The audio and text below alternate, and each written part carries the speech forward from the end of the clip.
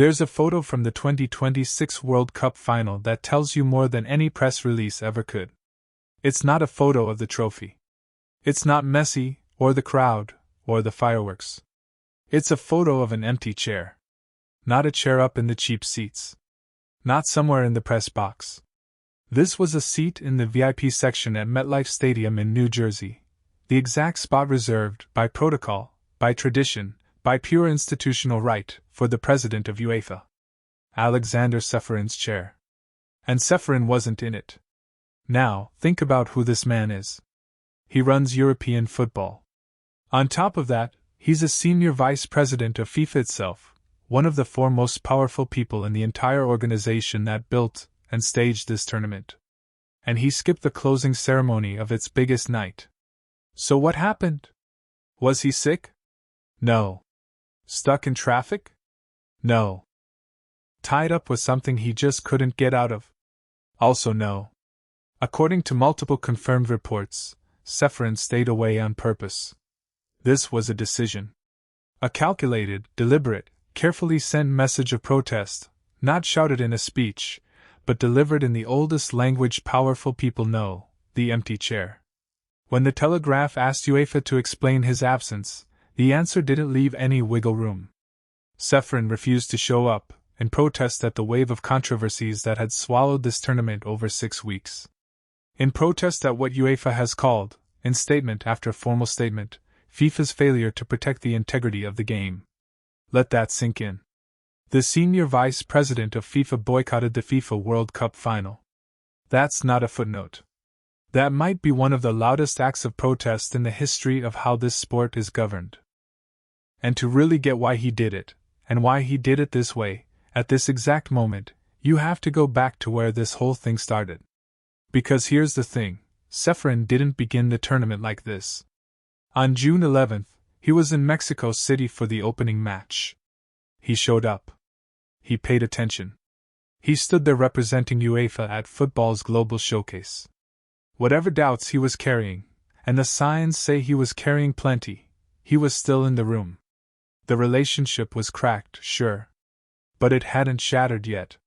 It shattered somewhere between Mexico City and New Jersey. Across 6 weeks.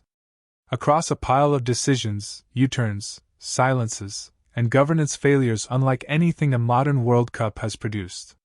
The moment it truly broke? Sources point to one thing, the Balogun suspension reversal. FIFA had handed out an automatic one-match ban. Then FIFA overturned it, after a phone call to Infantino from someone outside the football world entirely. And UEFA's response was the sharpest public shot it had fired at FIFA in years. Unprecedented. Incomprehensible. Unjustifiable. Crossing a red line. Those aren't the words allies use over a small disagreement. Those are the words of an organization that watched something happen it firmly believed should never have been allowed, and said so in the strongest terms the rulebook of polite institutional language allows. But Balogun wasn't the only thing lighting the fuse. Confirmed sources told several outlets that Ceferin's anger stretched across a whole list of FIFA decisions. And one of them got far less attention than the refereeing rows and the discipline dramas, even though UEFA treated it as just as serious. His name is Omar Artan, a Somali referee, appointed to FIFA's officiating panel for the 2026 World Cup. He earned that spot the hard way, over years working at the top of African football. Named. Confirmed. Ready to go. And then? He was denied entry to the United States. He never set foot inside a single stadium at the very tournament he'd been chosen to work. And here's the sting, this wasn't FIFA's ruling. It wasn't a football decision at all. It was an immigration call made completely outside the sport, by officials who answered to no one in football. FIFA could have pushed back. Could have applied pressure. It didn't. So how did UEFA feel about that? You can read it in what they did next. When it came time to pick a referee for the UEFA Super Cup, PSG against Aston Villa, the first big European match after the World Cup, UEFA named Omar Artan. Think about that message. The man FIFA's tournament couldn't protect, UEFA would put front and center. The man locked out of the World Cup would be on the pitch for European football's opening showpiece of the season. No press conference required. The appointment said it all. And honestly, if you trace the Ceferin, Infantino relationship over the last 14 months, you can watch this slow-motion breakup happen. Rewind to May 2025. FIFA Congress in Paraguay. Infantino rolls in more than 2 hours late, because he'd been off in the Gulf, meeting heads of state, including the American president. So Ceferin and a group of European delegates got up and walked out. A real, visible protest. Afterward, UEFA smoothed it over in public, called the relationship very good, full of open communication and mutual respect, and brushed the walkout off as a one-off. That was the statement.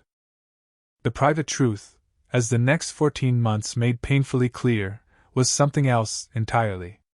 Even before the tournament kicked off, Ceferin had gone after the 48-team format. "We have a lot of matches that are completely uninteresting," he told a Slovenian paper. Not exactly diplomatic. That's a top official watching group games with barely any stakes sitting right next to genuinely historic knockout drama, and deciding the balance was off. Way off from the story Infantino was selling. Then it got worse.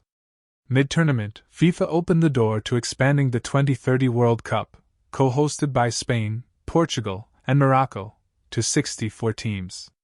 And that set off Javier Tebas, the La Liga president, who was in America watching Spain lift the trophy. Within days of the final, Tebas said the plan was destroying the football industry. He called publicly for Infantino to resign.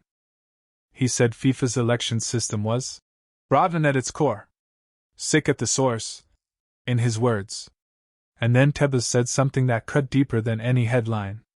He'd spent days in New Jersey talking to people inside football's power structure, and he said he met plenty who privately opposed Infantino, and then did absolutely nothing. Silence or complicity, Tebas said. I do not know which is worse. And here's the part you can miss. Ceferin's boycott is a direct answer to that exact question. He didn't pick silence. He didn't pick complicity. He picked absence. An empty chair at the very top table of the sport, saying with a vacant seat what statements had said in words, and what whispered conversations had carried all tournament long. But the symbolism is only half of it. The bigger deal is what this sets up for the months ahead. FIFA's presidential election is expected at the next Congress, in March 2026. Infantino is widely expected to go for a fourth term. And he walks into that vote facing the most serious challenge to his presidency since he first won it back in 2016. Not just from angry La Liga presidents and newspaper interviews, but from his own senior vice president refusing to attend his own organization's biggest night. Because ever since the Balogun reversal, UEFA has been quietly building an entirely different vision of how football should be run. The hydration break FIFA made mandatory? Won't be mandatory at Euro 2028. The commitment to keep ticket prices sane, a direct jab at the $11,000 final tickets that triggered Attorney General investigations across several American states. The refusal to adopt 3 of FIFA's 4 new disciplinary rules. Appointing the referee FIFA's tournament couldn't accommodate. That blistering, unprecedented and incomprehensible statement. And now, the empty chair in New Jersey. On their own, each one is just a single statement. Stack them together, and they paint a picture, a confederation that has decided the current relationship with FIFA simply isn't sustainable, and is carefully building the paper trail to justify a change. And the football world is watching all of it. This is a moment the sport hasn't really faced in the modern era.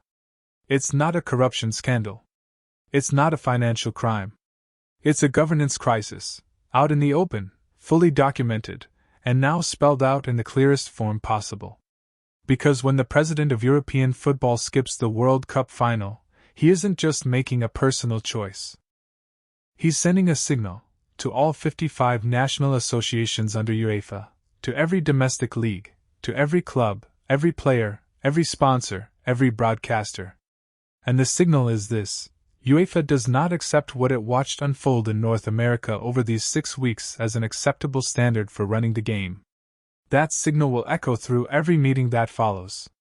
Through the quiet talks between association presidents about the March election.